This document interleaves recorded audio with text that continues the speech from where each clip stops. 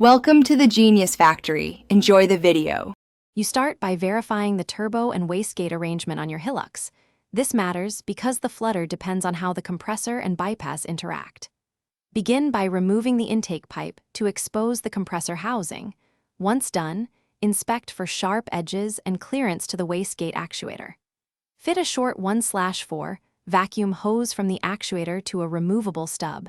Make sure to secure with clamps. This creates the initial partial restriction that produces flutter while keeping control of boost and safety. Next, fabricate the flutter device. Insert a 1/8 bleed orifice into the 1/4 hose to limit airflow and induce rapid valve flutter.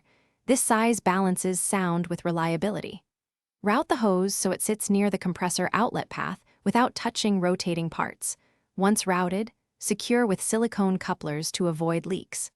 Gradually test by reconnecting the intake and starting the engine at low revs. Make sure to monitor boost response and listen for controlled flutter.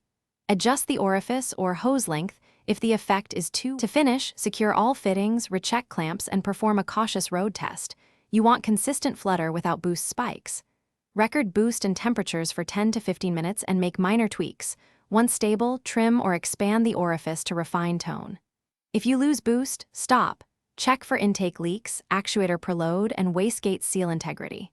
One troubleshooting tip: if flutter is too aggressive, enlarge the bleed orifice slightly or change hose routing to reduce recompression intensity. This calms noise while preserving safety. Thanks for watching. If you found this helpful, don't forget to like and subscribe.